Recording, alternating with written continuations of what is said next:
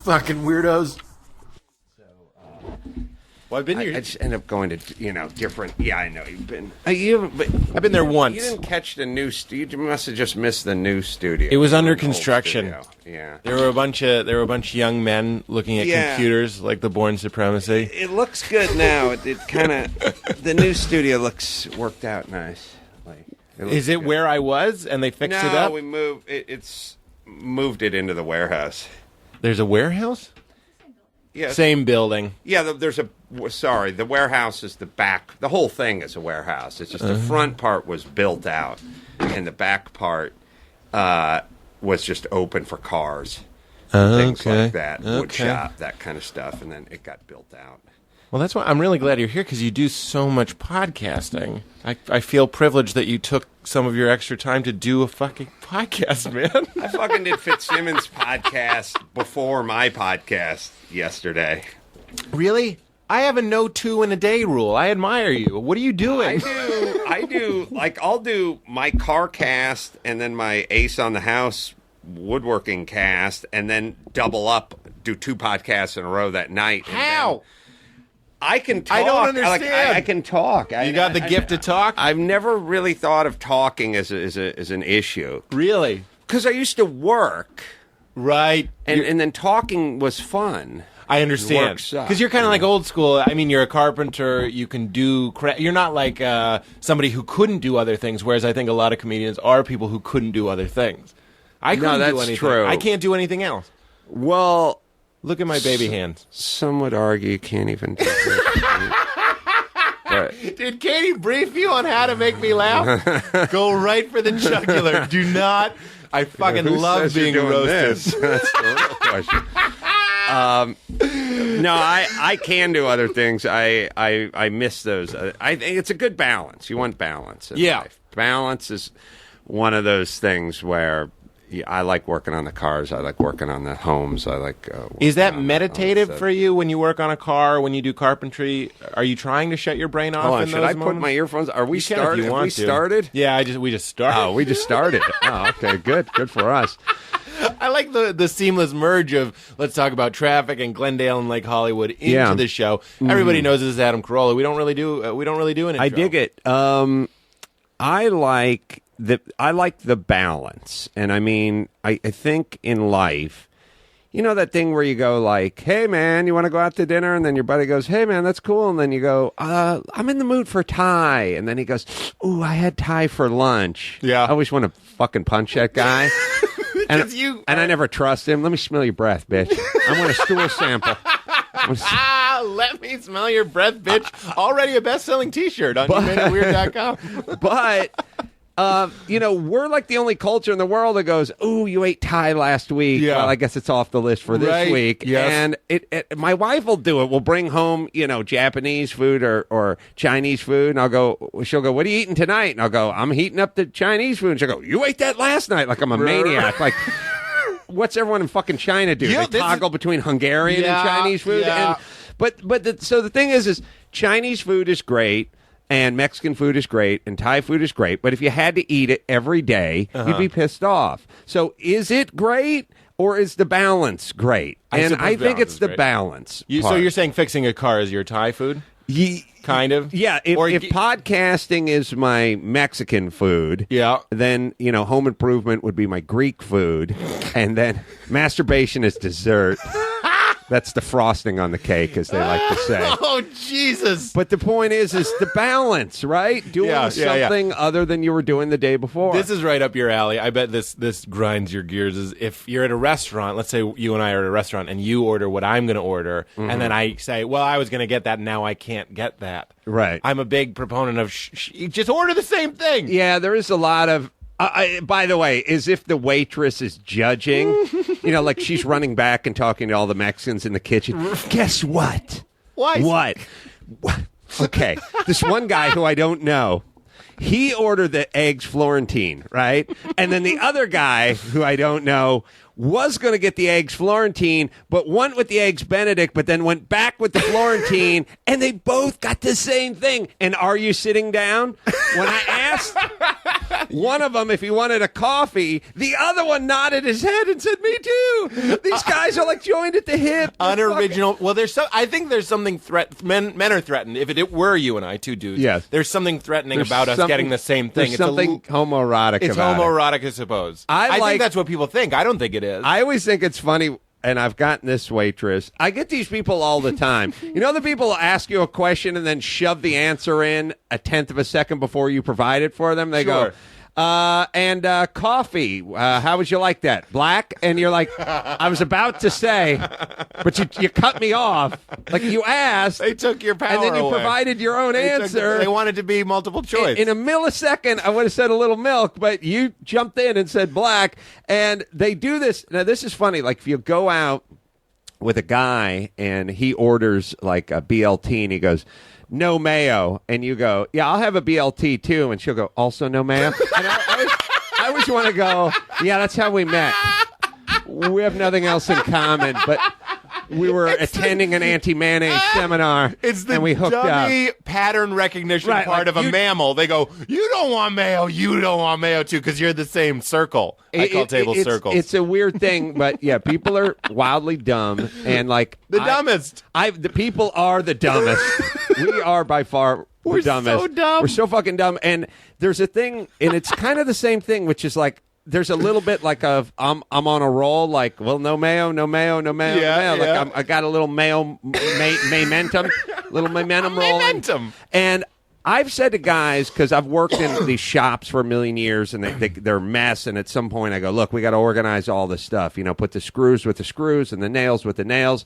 And I always have this thing where it's always the batteries are going to end up with the chapstick because they're the same size. Like the AA battery will eventually get put with the chapstick. Of the grouping. They'll get grouped because why? They're approximately the same shape. They do not serve anywhere near the same purpose. The thermoses are going to be with the surface-to-air missiles, right? And the chapstick is going to be with the batteries. And if you put chapstick in your universal remote, you'll be sorely disappointed. That is such a burned observation. That's an observation like not even worth. Like you wouldn't normally remember. I'm so glad that you remembered. It's a mild observation, but it's really ringing true with me. You start just putting things, and it doesn't matter because I'll go take your time, be organized, and remember, put, the wing head nuts with the wing head nuts and the finish screws with the finish screws and the machine screws with the machine screws. And at some point, and this is what happens with all dumb people and all bad students, they're in the game for about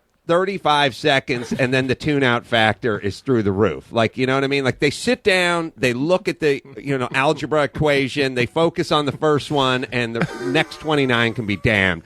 And so there's a moment in time when they're going, all right, I'm going to put the batteries with the batteries and the chapstick with the chapstick, but at a certain point, there's a heavy tune-out. And it's hard to be tuned in and work on a conveyor belt. Yep, that's true. You know what I mean? I mean, imagine... You're not supposed to. That's the whole thing. Like, if you're just putting heads on Barbie dolls that are coming down a conveyor belt, how tuned in can you be before your brain eats itself? I mean, literally, you'll go insane if you're in the moment. It's a survival instinct to not think. Well, that goes back to my question. When you work on a car, you do carpentry. Is that your zen? Is that meditative for you? Does that quiet your mind? I love the problem-solving part of life, and I love coming up with ideas, and I love... I love coming up with creative ways to solve problems. And the carpentry stuff and the fixing of the cars and all that kind of stuff, it's just one sort of problem-solving It's equation. For the feeling of the success. You found a way around that problem. And I like the fact that it's tangible. Like, I really love the physical. I love the cars. Yeah. Is it because comedy is so intangible that you want to get into something that's like Daniel Day-Lewis when he's not acting cobbles shoes. Really? Everybody that listens to this show knows I love Daniel Day-Lewis. Because he can't fucking take it anymore. He can't take everyone loving him for make-believe. He thinks he's so bullshit because he's so awesome. Sure. So then he goes to Italy and cobbles shoes where no one knows who he is. I think that's badass. So he can touch the shoe. You can build a chair, presumably, and then be like, look at this chair. Whereas you and I will have this podcast and we'll be like, that was a good podcast, hopefully. And then at the end, you'll just be like, and where is it? It's gone. Just up in the ether. My dad and my mom doesn't even know what a podcast is. They know what a chair is. Right. So you're like, duh. That's true. I like that. And they know what a shoe is, They do know shoes. They don't know who Daniel Day-Lewis is, though. Really? I don't think so. My mom referred to the movie, the celebrity rather, Celine Dion as Celine Dijon. That's real.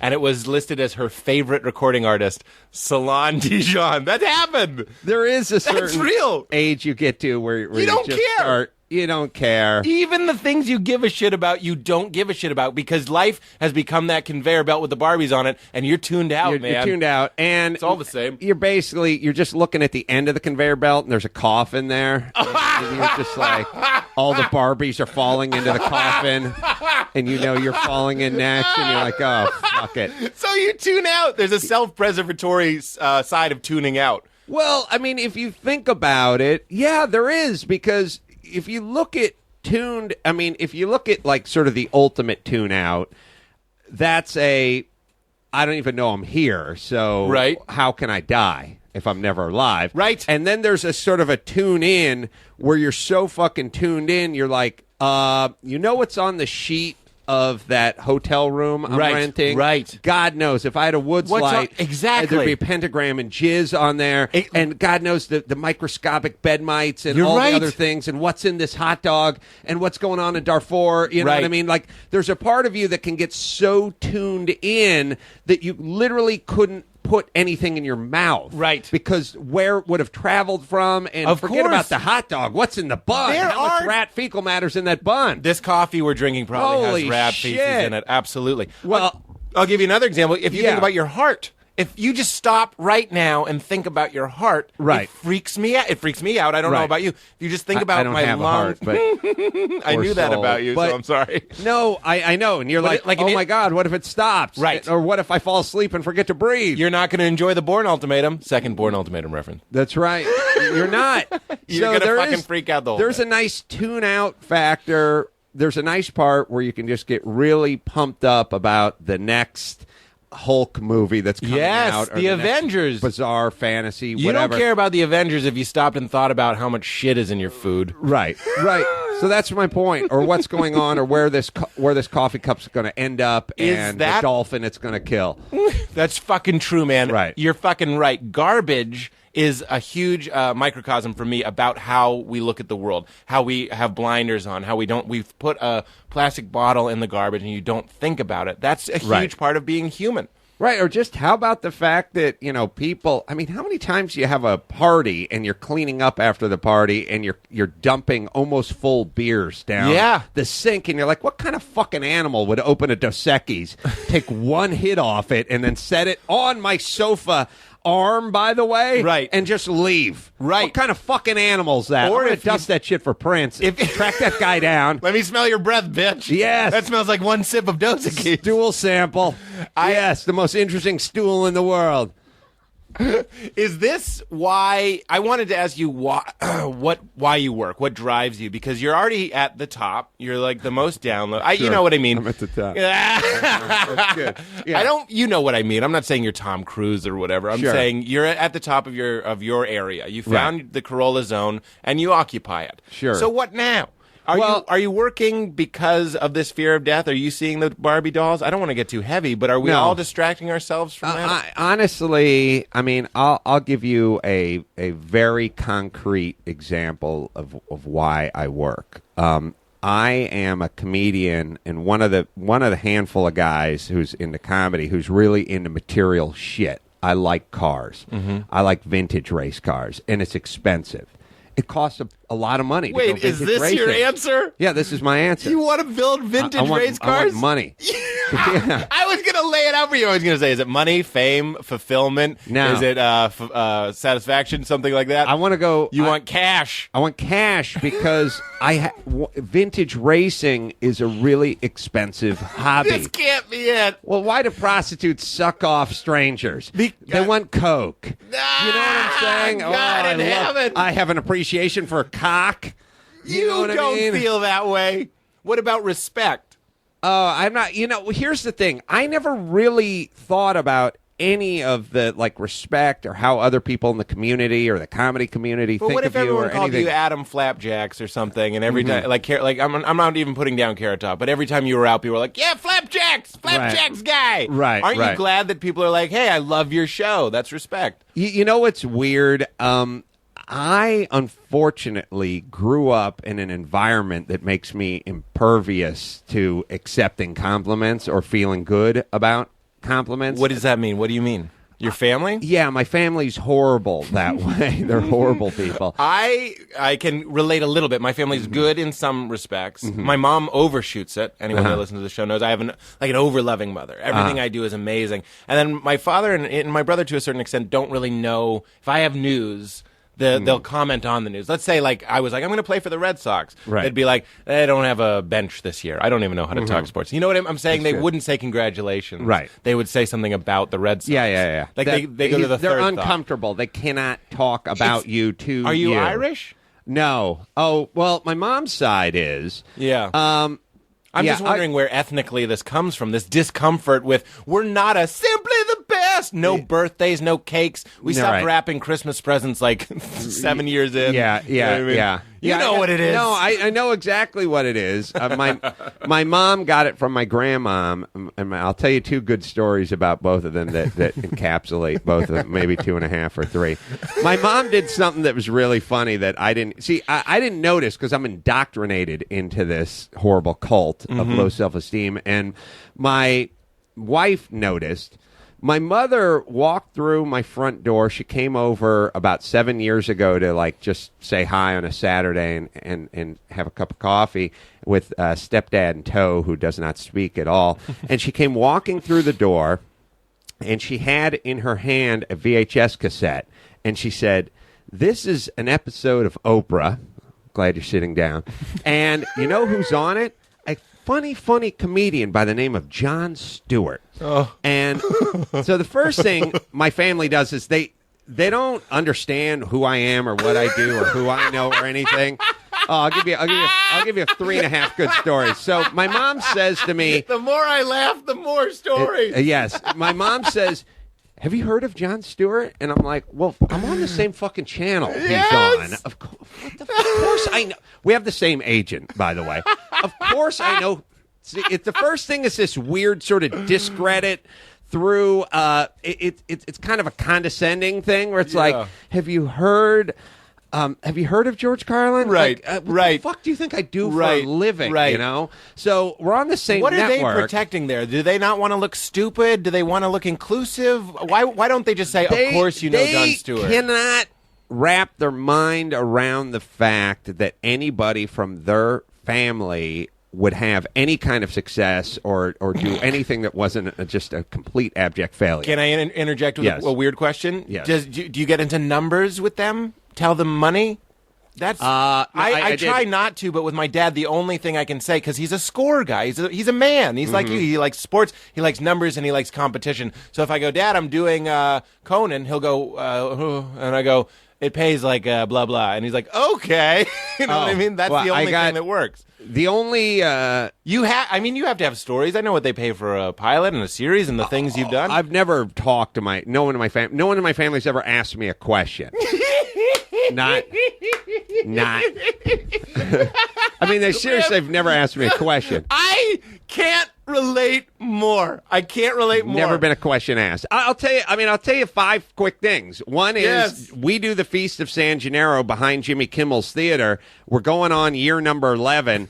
It's here. My parents have lived in North Hollywood, which is 3.5 miles from here, their entire life. They've never been to the Feast of San Gennaro. I'm the Grand Marshal. It's me and Jimmy invented essentially invented a feast that goes on for 3 days where they close off streets and shit. A little bit hurt, you pointing to yourself and going, "I'm the Grand Marshal," is a highlight for me. Co-Grand Marshal. They've never been. They'll never be. I won the pro celebrity Long Beach race on last Saturday. Nope. My parents weren't there. Have no idea what it is. I've done it 3 times. They've never been there. They have no idea what it is. Let me ask you this. Is there a comfort, as there is with me, in knowing that your parents won't see what you do? This podcast, for example, they'll never listen to it. That's why I speak so freely about them. Listen, I like it. There's, I don't know if you call it liberating, but no. So my mom. So here's how my mom is wired, and here's a very interesting thing. It's very sad but interesting. No one's asked me a question. She said, "Have you heard of this Jon Stewart? Because I find him hysterical." And I said, Yeah, I know Jon Stewart, and I didn't want to be baited in because I've been sucked in before, and I'll tell you a story about that. And I was sucked in only to be pummeled. We just have a cue. And my mom said, my wife said, well, actually, Adam knows Jon Stewart. He's friends with Jon Stewart, and they have the same agent, James Baby Doll Dixon, and, he eats dinner with Jon Stewart. So, yeah, Adam knows Jon Stewart very well. And your wife said that. My wife said it because I won't be sucked into it. That's great. My wife, but this is a trap. My wife sucked in, and then my mom paused and said, "He's a little bit hit and miss." Wait, she changed. Jon Stewart went from the funniest hot young comedian to hit and miss to little hit and miss. She wouldn't let you have it. We would not. We never watched a videotape. No. Jon Stewart hosted the Oscars 2 years later. Name has never come up again.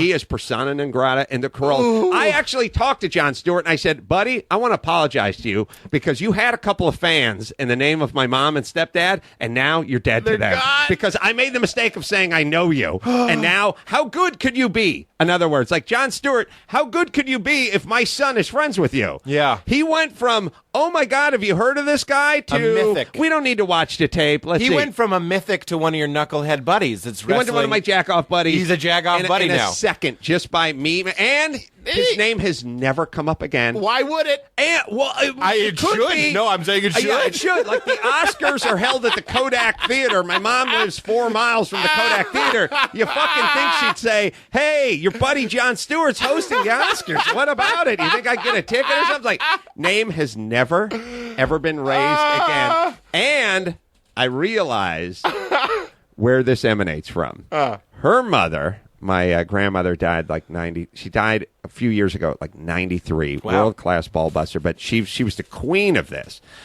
Could not let any praise pass her lips for anyone in the family at any given time and pass this weird thing on to my mom. The greatest, there's a great story where we're sitting around, we're eating Thai food for like my grandmother's 89th or 90th birthday, right? I hope you didn't have it earlier that day. Bazing. Stool check. I'll me. So I didn't even want to do it, but I was like, comedy dictates. I have to say that. You got to come back. Go. So I said, we're sitting around and we're doing nothing. And meanwhile, so now we're on year 5 or 6 of the aforementioned San Gennaro feast. And I've never said a word to my family because I'm not going to get burned. I'm not getting sucked in. I made a deal with them many years ago, a tacit agreement of I won't talk to you, you don't talk to me, I won't tell you about any failures or agonies or ecstasies, you don't tell me about your life, and we'll go through life. So they don't even go your way. It seemed to reason they have no idea what I'm doing. I don't know what they're doing. It seems, though, that they would want to inform you about what they're doing. They don't do anything. They go on walks. Oh no! Like work with seniors, and my mom's going to tell me about doing a senior aquatic class, where she jogged in place with floaties on her arms in the shallow end of a swimming pool to why. Like there's not much going on. Let's be honest. So I said, especially compared to winning Toyota Grand Prix and hanging out with Jon Stewart. In contrast, you just having like a normal life would be pretty exotic. So I don't tell them anything, and I never do, and I never have.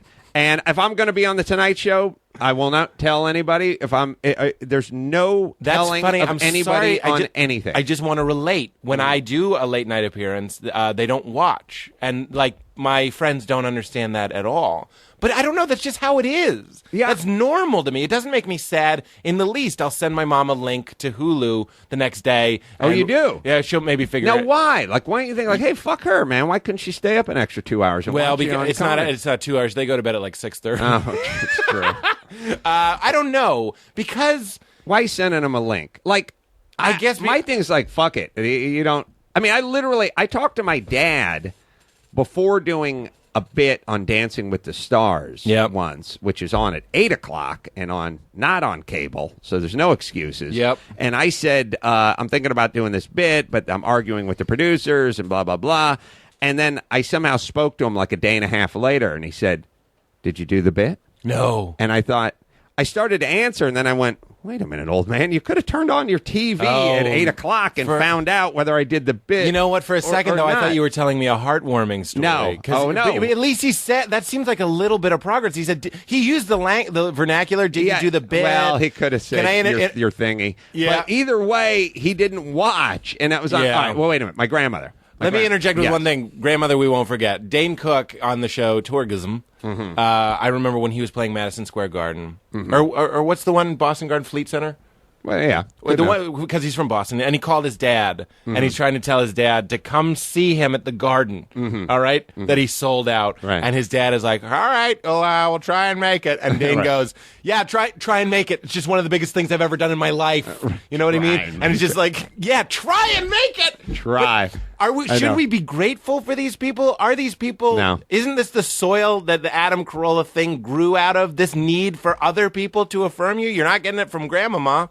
Yes. I guess you could go, well, putting out Tipperillos on your infant son is what made him one of the hardest working, hardest hitting inside linebackers the NFL's ever created. Yep. But I would not advise parents to put out cigarettes or cigars on their infant son. It's funny that you say that, though. When I think about having kids, I'm like, I'd like to give them enough attention, but also withhold enough attention so they're interesting. Yeah, I listen. I agree. Right? No, you don't. Look, there's a lot of little monsters running around who think that every solid BM they have should be put in lucite and used as a paperweight by the president. And that I've had enough of.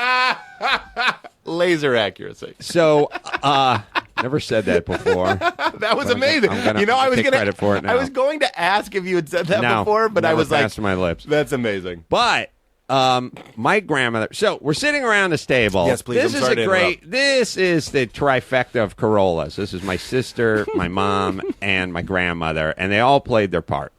So we're sitting around Thai food joints about 5 years ago. Grandma's old but still alive. And my sister pipes up, and my sister does a version. It's funny because my grandmother got the superpowers when it comes to, making you feel bad about yourself. Whereas my mom, she's the Aquaman, like she's limited but still pretty good. Uh-huh. And then my sister's kind of the Batman. She just has a utility belt, like she can't actually fly. But they still have their powers. And my sister does this one. She does her like, are you still doing that show on the Comedy Station? That's what your sister says? Oh, yeah. Like, she doesn't know Comedy Central. She'll say, and she'll do a lot of... I thought that line would be attributed to the grandmother. No. That's a compliment. She's asking about the show. She'll do things like... That's a Carolla family compliment. Oh, yes. That's as good as it gets. A D-. That's Hallmark for Carolla. Like, she'll literally go... The card is just a tranquil She's asking a question. Yeah, like, she literally will go... And it's funny, because you don't realize, like how insulting these questions are. She'll go, like... What channel is the Comedy Station on? Which one is that? And it's like, Man Show's been on for 4 years, and Crank Anchor's been on 3 years, but I'm glad you don't know where to find it on your... So she'll do a lot of that. So my sister goes, I was at the store the other day, and I saw a picture of you... It's just at the store, standing by some cheese. And I said, what? And she said, yeah, there's a picture of you at the store. And I said, well, what was it? And she was like, I don't know. And it's like, first off, it's like, well, you didn't want to go walk over and investigate? Like, if I was going through the supermarket and I saw a cutout cardboard picture of you, sis, I would walk over and investigate. Would be like, hey, what is that? Well, anyway, I'm going to get some frozen lasagna and move on emotionally. And you were on the lasagna, too. Yeah, so she's like, I got the other one. What was that? She said, I don't know what that was. And I said, well, I don't know what it is either, because so far I'm just at a market. Just picture me at a market, you know? And I said, well, what was it? And she said, I don't know. And I said, but was it like behind the deli counter? Like, hey, dear Phil, nobody slices the beef as thin as you, my friend. And she said, no, this is like it's like a advertising, like a cardboard cutout or something. And I said, well, what was it for? What product was it for? And maybe we'll know. And she said, I think it was cheese. You and Jimmy were on there for some cheese. And I said, I said, oh, precious cheese, me and Jimmy. Yeah, that's the Feast of San Gennaro. They're one of the sponsors of the Feast of San. That was a cardboard. That was an advertisement for them, cheese, an they make mozzarella, and for the Feast of San Gennaro. That's why me and Jimmy were on the picture. Designed to make strangers look at it and retain information. Right, and you have family members who can't be bothered. Had to piece it together. If advertisers could figure out a way to like have an image that changes, that becomes your family member, like if Coke could figure that out, and you look at it, you see your brother, sales would go through the roof. Yeah. Your family sees actually their brother, can't be bothered. Yeah, they're not secret shoppers, they're secret nappers. They just go into the store and tune out. And so I said, and then she said, or somebody said, like, what's that? And I said, now I got baited in. Yeah, I got sucked in. Got sucked in. And I said, well, the Feast of San Gennaro is actually a pretty big event. Like, we close off the street behind Jimmy's. It's 3 days. We sell thousands of tickets. They have bands playing and carnival rides. And everyone's kind of looking at me. And my grandmother realizes the clock is ticking because I'm bragging. Yeah, I'm bragging. Okay. I'm starting to brag. And I said, actually, and this is where I got sucked in. I said, actually, we have a scholarship set up, and we send kids to college, and we raise all kinds of money. And my grandmother just blurts from across the table, John Bon Jovi gave $1 million to Katrina relief. You just made my dick so soft. And everybody just turned toward her and said, really? That is so generous. And then we talked about my 91-year-old grandmother. We talked about John Bon Jovi for the next 10 minutes. Did you fill up with the hot tub of angst? Were you upset? Oh, no. I was like, you know what? This one's my fault because I got sucked in. Like, I should have just said to my sister, I don't know what the fuck you're talking about with the cheese. No, certainly, that sounds like surrender. Shouldn't we be working for a better family life? It's my fault, and it's everyone's fault for not knowing who these people are. Like, all the young daughters trying to get love from that dad who'll never give it up to them. Move on, bitch. You say move on. Move the fuck on. Fuck them and move. And don't be scared to go fuck them. And here's the decree. I will never be that way. I will not be that way with my children. That's the change. I will not be that way with my children. So what happened was we talked about John Bon Jovi for 20 minutes because, she's writing the demo. And his $1 million. She's in North Hollywood and she's 91. Yeah. And we talked about Bon Jovi and what a generous cat he was for like 20 minutes. And then the following year, my mom said something like, well, where are you going this weekend or something like that? And I said, well, I got to do the Feast of San Gennaro this weekend. And she said, Feast of San Gennaro? What's that? And I said, well, we talked about it last year. And she said, really? I don't remember talking about it. And I said, mission accomplished, Grandma. Thank you. She's an assassin. Now we're going on year 11 and no one's ever been there. No one in the family. I have to think, Adam, I have to say, in my own family, I've seen little bits of progress through communication and stuff. I could help. I'm just saying, for your own sake, do you have fantasies of your sister understanding you a little bit better, you understanding her a little bit better?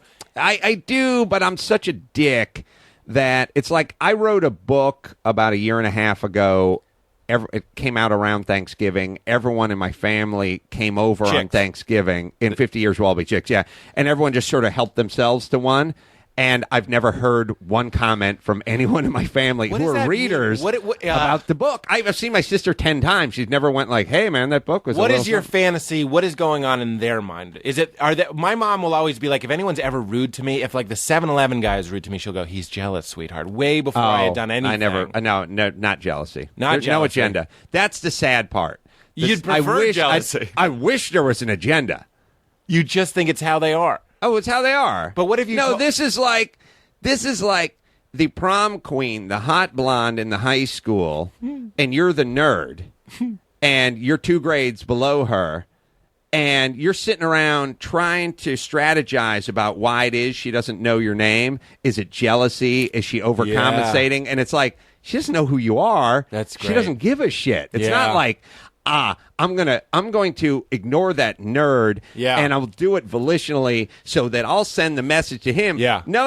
I wish you wish as the nerd, the prom queen was thinking about you. Right. She's not thinking about you. Let me throw this your way. When I did the James Fallon show, I was walking through the hallway afterwards, and I saw Lorne Michaels, and he walked by me, and he didn't look at me, and he didn't say hello, nor should he. I'm going to say I'm not like an entitled person that would be like, hey, talk to me, Mr. Show Business Legend. He walked past me, and then I called my friend John Mulaney a couple days later, and he works on SNL. And I was like, I saw Lorne, and he kind of bothered me. He just walked by me. Did he see my set? Just not give a shit. And it was just after you performed. This is after I performed. Right. So it was fine. It wasn't he should have seen. He should have done the math. He maybe should have seen it. Lorne Michaels should have seen it. I guess that night. We can't assume that necessarily. So then so John says to me, he goes, Pete, when you go to a show, me, Pete, as a non-famous person, but just like a comedian that's been doing it a while, and there are other people on stage, like what you're saying, for Lorne to go like, hey, good job, would be the same for you to like somebody that's on stage while you're just like putting your set together. You're not paying attention. It's off the map. It's kind of like what you're saying. It's the hot blonde 3 grades ahead. It's just not a thought. Right. Is that what you're saying? Is your family Lorne Michaelsing you? Yeah, they're like the poor, untalented Lorne Michaels if they lived in shitty houses in North Hollywood. Yeah, and had zero juice in Hollywood. That's who they are. Do you? Yeah, no, that's the thing. Like they don't know, they don't care. That's the thing. I will tell you another. I'll tell you. I want to know if it hurts your feelings, though. Well, listen. Does it? Yeah. Well. It does and it doesn't, and I'll tell you. Do you dream about it ever? Do you ever dream that you're like kicking the shit out of your dad or something? No, I just grew up early and often with fuck those guys, and I remember making the decision at a very early age, basically saying, "I'm going to have dreams about your grandmother and like punching her in the face." I'm going to do something with my life that is meaningful, and you'll not. And to be fair. Yep. My mom, not my dad, but my mom did this, and then I'll tell you the good part. We were sitting around another Thai food place, actually just down the street. This show is brought to you by Red Pepper Thai of Hollywood. Yeah, literally down the street from where we were. And my mom, it's the all-time classic, but this is about 10 years ago, maybe 12 years ago. And we're sitting around the table, and again, it's the whole family sort of sitting there eating Thai food. And my mom brings up, and just out of nowhere, we're just sitting around talking about nothing, and she says, I got another one of those flyers today on my doorknob for cable. They want me to get cable. Like, no one in my family had cable. And at the time, I had 2 shows on cable. I had The Man Show and I had Loveline. Loveline was on MTV for an hour every night, and they ran like marathons on the weekends. And then The Man Show was The Man Show. So I'm doing the Loveline and The Man Show. I have 2 shows on television, and she looks at the table earnestly, and at me and everyone else, and she goes, can anybody give me one? No. She said one. No. This is the ironic part. No. She said, can anybody give me one good reason why I should get cable? No. Everybody. One. She said one, and she said it to my entire family, and none of them fucking offered. Nobody said, well, your son has 2 shows on cable. You could watch one of them, perhaps. Literally, in all earnestness, that's what she said. And I just remember thinking, well, you know what? Fuck that. Then fuck her, and that's it. I have to think that's building up some sort of residual plaque in your soul that's going to be angry. Well, I'll tell you what happened. What happened was the talent part. That's why you're funny. That's what I would say. I'd say that's partly why you're funny. Maybe there's also another side of that coin that's probably like it's like the radioactive spider. It's biting you, but it's giving you these powers. But like, fuck you for biting me. Right. Well, yeah. The whole like. Who's funny and why? I mean, look, you take, every drummer has a story when you go, how'd you get into drumming? And they go, well, I was 5 years old and I would just be in the kitchen all day banging on pots and pans with a wooden spoon. And at some point on my 7th birthday, my parents bought me a drum kit and I never looked back. All right. Who turned him into a drummer? Right. The guy who built the pots and pans, right. the kitchen, the mom wasn't a drummer, the dad wasn't a drummer, the guy was a drummer. Yeah, but why? Yes, exactly. Why is he a drummer? Everyone wants to know, like, why? But what made you into a drummer? We don't care. We never ask that about a drummer. Right, that's true. Comedians, we got to know. But let's ask that about a drummer. Why is he hitting the pans? Does he want attention? He is born with that. He is born like some people can take their tongue and taco it. Yep, I know what you mean. It's gross. And roll it. Don't care for it. Touch their nose. Yeah, me too. I like the think roll, I'm jealous. but I don't like the taco. I have a friend who can flip his tongue over and flip it back. Tongues are gross in general. I agree. Like, people shouldn't be telling me or showing me what they can do with their tongue. Look at my. But are they better than you, or is their tongue are they just born that way? Yeah. Then there's people who can mimic. Yeah. Are they better than you, or are they just born that way? There's guys that are 6'4" and guys that are 5'4". Like, they're just, that's how you're born. I believe I have a sense of humor, and that's what I was born true. with. That's like your drummer's sense of rhythm. It was probably you have rhythm. nurtured,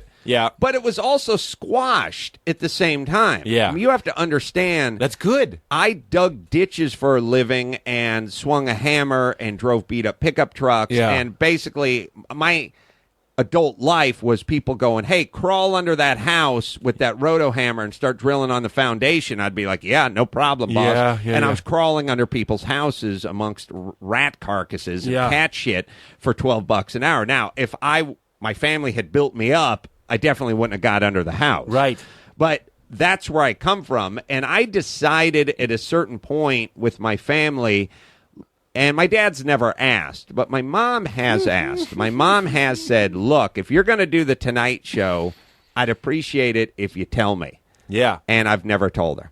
Why? Because my thing is, fuck them. You had a choice.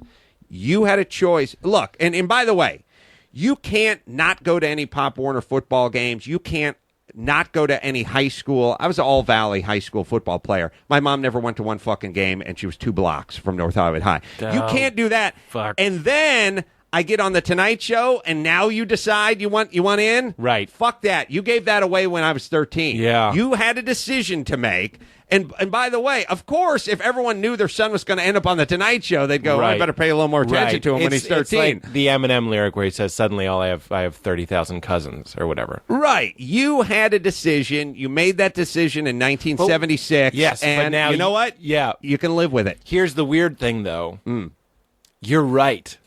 This is where grace would come in. Mm-hmm. You have an opportunity to use grace. That never happens. I'm not even saying I would in your position, but I would say that it would almost be, on one hand, you're kind of, it feels like a pussy move. It's like, please love me now. I'll take it now. Right. I'm invigorated by you being like, fuck you. You had your shot. That feels like power to me. But isn't the real power saying like, look, you're a parent. Right. You understand that people fuck up. They fucked up. Right. And then you don't have to forgive them. Everyone would understand you not forgiving them. And everyone would understand you being like, fuck you forever. But if you don't, isn't that a different kind of power? Yeah. To me, I'm very much into what I consider justice.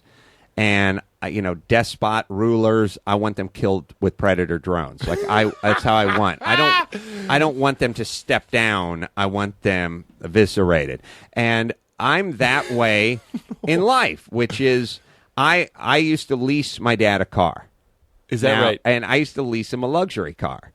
And the thing that was funny is... Wait, is this an analogy, or are you literally leasing your dad a car? Well, I used to lease him luxury cars.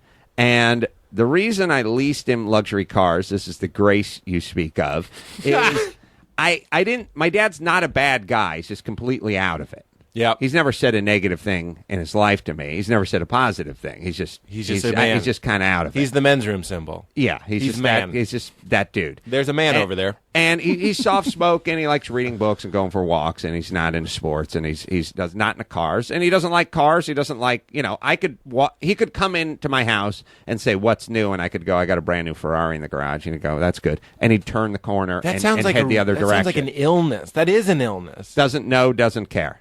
Boredom and lack of interest is a horrible, horrible disease. It's he's introverted and he's up in his head and he's very much into psychology and he's the exact opposite of who you would think he is. Yeah. He doesn't know anything about building. He doesn't know anything about cars. He's not interested. He has never looked at one of my cars. He's never helped me build anything. I've built. My dad would love you as a. He's never showed up.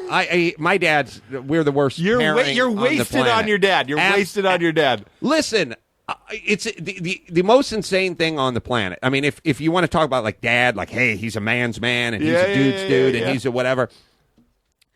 I was all Central Valley, North Hollywood High. He lived across the street from North Hollywood High. He didn't go to any games. Like, he didn't get to enjoy his son being the star of the football there were probably team. dads there that just had daughters there just watching and fantasizing. I imagine if Carolla was my boy. He doesn't go to anything. He doesn't do anything. It's for me, it's all about, like, building cars and sports, and he doesn't care about any of them whatsoever. I don't think he has any idea what I do. I really don't. Yeah. But my dad, I used to lease him. He's seen your house, though. Well, my dad's the kind of guy who... That's where I go to the money thing. Everyone understands money. When I was building the house that I'm in, which is... Next time your grandmother or your mom is like, is there a reason to get cable? You should take out a briefcase of cash and burn it in front of them. Yes. And everyone will go, Adam, what is it you do? Yeah, I will travel around with that briefcase of cash just on the off chance. It's handcuffed to your wrist. Right. It's going to make you look pretty cool. There's going to be a hacksaw and some blood involved at some point. I've seen the movie. It sounds like your family couldn't be bothered enough to even rob you. No. Well, my dad. Here's the thing about my dad. I'll give you here's how out of it my dad is. My dad, I would lease him a luxury car because he wasn't a bad guy and he was poor. Mm-hmm. And I was like, I make a ton of money. Why not let the old man drive a decent car? Right. So that's every boy's dream. I leased him a nice car, and then I leased him another nice car. And I think he was on like 3 nice cars over like 10 years. Yeah. You know? And now he was going to turn the Jag in because the lease was coming to an end. Uh-huh. And he came over to my house and he said, we're right about the end of this lease. Do you think we could, renew and get something else and whatever? And he'd actually passed the lease and I was just paying month to month. Right. And I looked down the driveway and noticed that he drove his wife's Honda CRV, not the Jag. And I said, Dad, why aren't you driving the Jag? And he said, well, it's Lynn's car. It was just, I don't know. It was at the driveway. I just jumped in. I said, do you own Lynn's car? And by the way, the Honda CRV is like a $12,000 front wheel drive, cloth, like literally beige cloth interior, like the cheapest. Nothing says I don't give a shit about cars like the Honda CRV. It's the sweatpants of cars. People, right. You see people... It's the sweat. It literally, it's like, I don't care. Up. Yeah. I don't care. Look, these are technically pants. When you see people driving, I wish I could go to the 7-Eleven nude, but I'll be arrested. So, and it's like... My drawstring CRVs right. It's cover up my It's junk. what it is. It's like, I wish this city had a BART system. I would happily drive that, but I have to have a fucking car, and I don't give a fuck, but people tell me this one's fine. And I'll drive this. It's the car for people who don't give a fuck. If somebody says I drive a Honda CRV, you go, all right, you don't give a shit. So that's what it is. And literally beige cloth interior. It's a piece of shit. And you own it. So you're putting miles on the car you own. I'm just thinking about the people driving CRVs listening. Well, they know they'll admit it.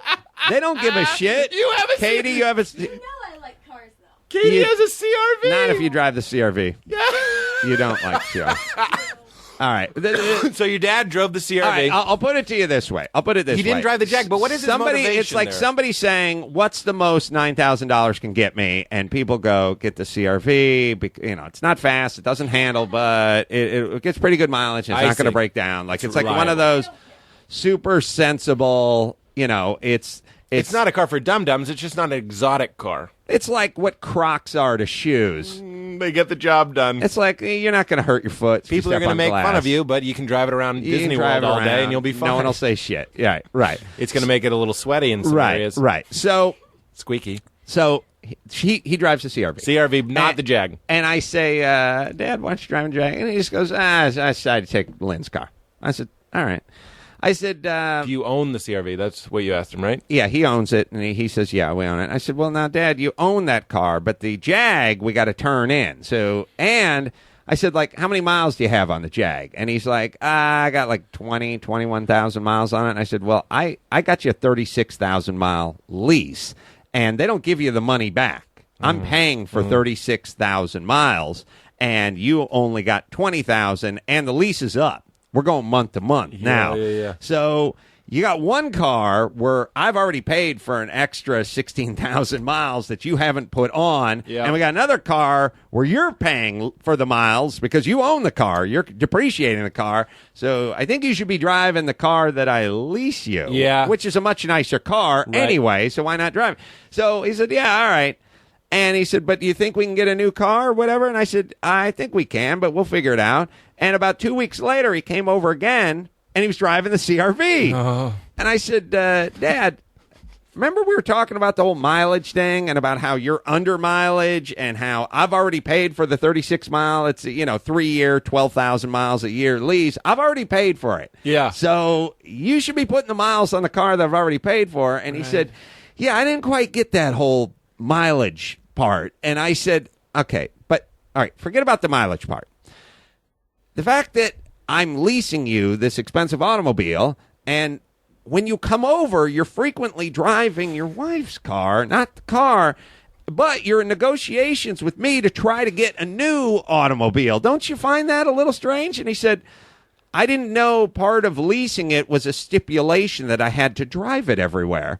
And I said, no, you don't have to drive it everywhere. But when you come to my house, don't you think it would make me feel good if I looked out the window and saw it in the driveway, not the piece of shit CRV? Wear the sweater your aunt gave you on Christmas right. to your aunt's exactly. house. Yeah, exactly. But it's a Jaguar. Right. Right, and the difference is that has a macrame'd owl on the front of it that looks like fucking shit. This is a nice car. This is a nice. You know what this brings up? This is a Navy crew neck. What do you think of fostering and encouraging passion and interest and curiosity and enthusiasm? Not in him, but in yourself. Well, so because you don't want to be that way. I said, well, now here's the point. So I said to him, Dad, you really don't understand how this would sort of make me feel or influence and my decision making. And he said, I didn't think I had to drive the car every block, every foot in order for you to. And I said, you don't, but you come over, you don't bring it. It doesn't make me feel good. Right. Don't you understand that? And he said, no, I don't know what you mean. And he said that? He literally said it. And I said, okay. And he came over about 3 weeks later. Now, again, I'm paying month to month, and he is jockeying for a new car. He comes over in the CRV towing the Jaguar. One more time. Yes. He just wrote, fuck you, Adam, and soap. Comes over in the CRV one more time, and I said, well, Dad, that's it with you and the luxury cars. You're not getting a fourth one. And he said, I don't understand why. And I said, because you don't drive. And he said, I drive the Jag all the time. And I said, yes, but when you come to my house, you don't. And he said, I didn't know that was part of the deal. And I said, but you can't understand how that makes me feel. And he said, I really don't know what you're talking about. Like, I really can't understand that. I busted his ass, by the way. And I'll tell you how I busted his ass. Oh, I could snap that old man like kindling, and I should have. No, you want to know how I busted his ass? Yes. I went to him on the only thing that my dad enjoys. My dad likes jazz trumpet. My dad loves jazz trumpet. He plays the jazz trumpet. And here we go. That's his love. Now we're into it. Now he's got some soul. And here's, he didn't realize he created a verbal monster in the form of his son who could break him down very quickly. I said, you don't understand how it would make me feel to lease you an expensive luxury car and to every time you come over to the house, you're not driving my luxury car. And he said, I really don't know. I don't understand why you would have such strong feelings about that. I disagree. I just completely disagree. I said, Dad, let me give you a scenario. Go ahead. I said, what if one of the guys you hung out with once a month and played a little jazz with had an old beat-up shitty horn? He had a bad fucking flugelhorn. And he said to you, hey, man, can you help me out? And can you buy me a new horn? And you said, you know what? I'm going to buy you a new horn, man. And you bought him a new horn. And the next time he showed up with the beat-up piece of shit horn again. And you said, where's the new horn I bought you? And he said, yeah, it's just at home. I just took this one. And then the next time you saw him, you said, where's the new horn I bought you? And he said, I just decided to take this one. I said, Dad, a month from then, when he said to you, I need another new horn, what the fuck answer would you have for him? And he literally, at that moment, he went like, I said, would you want to get him a new horn? Yeah. Or would you have a lot of questions about why he didn't use the last new horn you bought him? And he went, well, yeah, okay, in that scenario. He didn't just say, I'm completely wrong. You win? No, here's the thing. The next phrase should have been, you win, Adam. Here's the thing. He doesn't. This is part of the beauty. This is the pain. It's the agony and the ecstasy of my dad. It's like if you've ever been mauled by a Kodiak bear. The bad news is you're dying. Yeah. The good news is it's nothing personal. That bear doesn't know you. It doesn't care about your politics.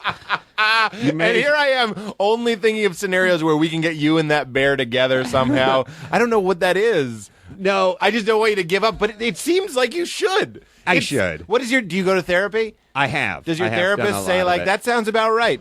Well, is it a boundary thing? Be like, get out of here. You keep sucking from me. Or I'm not even talking about cars. I'm talking about emotionally. No, listen, you realize quickly that your family is not your family. These are just people you sort of grew up under a roof with for a certain period of time. And your real family is your new family and your friends and your coworkers. And guys like Jimmy Kimmel have done 1,000 times more for me than anybody, than my entire family combined easily. Yeah. And I don't look at them as that. I never did. So people who come from good families go, oh, isn't that sad? But it's not that sad if you never knew it. You never came from it. And you've replaced it with something really good. Yes, I have tons of people I work with and hang out with. But what about the real fam? Can I say I feel similarly? My brother and I weren't really close, and we're still not really close. But we weren't even as close as we are now until I was about 28. Mm-hmm. So we went this whole life, and he was kind of out of the house and doing things like having sex or whatever guys do. I was at home like knitting with my mother, and then so now I have my family, like you're saying, my friends, and they're invaluable. And all those family cliches, like if somebody got like Kumail is one of my good friends, and he needed help. He's like a kidney guy. I'd give him a kidney. Right. You know what I'm saying? And that's how you're supposed to feel for your brother. And that's how I feel I should feel for my brother, and that's how I do feel for my brother. But mostly out of but here's why: because he's the only person that grew up with me and that family. He knows how my parents would fight. He knows how my parents are. He knows how my parents raised us. And that shared blood, that shared DNA, as I get older, seems more and more precious. Whereas Kumail just doesn't know what it was like to eat dinner with my family when we were 12. Right. Is there a value there, or are you kind of I'll take Jimmy over that too? I'll take Jimmy every time. But Jimmy twice on Sunday. I don't. My family and I just. Were strangers, always were strangers, never was a bit of anything. And, nobody said you're stupid. Nobody said you can't do anything. Nobody abused anybody. They just didn't say you can do anything. Yeah, my dad hitting me would have been too big a calorie burner for him. He sat on the sofa and read a book, that was about it. And everyone just sort of was left to go their own way and do their own thing. The reason I have a certain amount of resentment for them is I do believe I had some ability and some gift, sort of like back to the drummer hitting the pots and pans. Yeah. I had some sort of certain I had some certain ability. And I'm not saying it's always this thing, like when I was a carpenter, and people would say, "Oh, you're a carpenter and you're a good carpenter." I'd say, "Yeah, I'm a really good carpenter. I was a really good carpenter." And people go, "You're a good comedian." And I go, "Yeah, I'm a good comedian." And I go, "Oh, right. Well, why? What's the difference?" Yeah, you know yeah, what yeah. I mean? I mean, there's people that are funny and there's people that are good carpenters. You've built enough audience tables. You've seen it. I deal with this all the time. I'm staunchly a very confident person, but also I run into the same thing where it's like, I think I'm fantastic sometimes. Yeah, even why saying not? that, I had to back away on my own show with people who like me already, hopefully are listening, and I can't be like, I think I'm great. Well, why not own it just like when I was a good carpenter? I owned it. Like, yes, I know what I'm doing, and it's because I've trained really hard and I've done a lot of work, and it's not luck, and there's some natural ability, and then a lot of just hard work. So the reason I have the feeling of resentment is I had this ability, and when I was 19, I was at a Pizza Hut in Arleta cleaning their carpets and making $7 an hour. Yeah. And then when I was done with that, I was handed a shovel and started digging ditches. And that's another thing I did for $7 an hour. Whoa. And when I was, literally ditch digging. that's all I did is labor. I started construction as a laborer. Yeah. And then I was driving piece of shit pickup trucks and living in piece of shit apartments and making livings scraping tar off roofs and hanging off the sides of buildings, doing earthquake rehab and shit like that.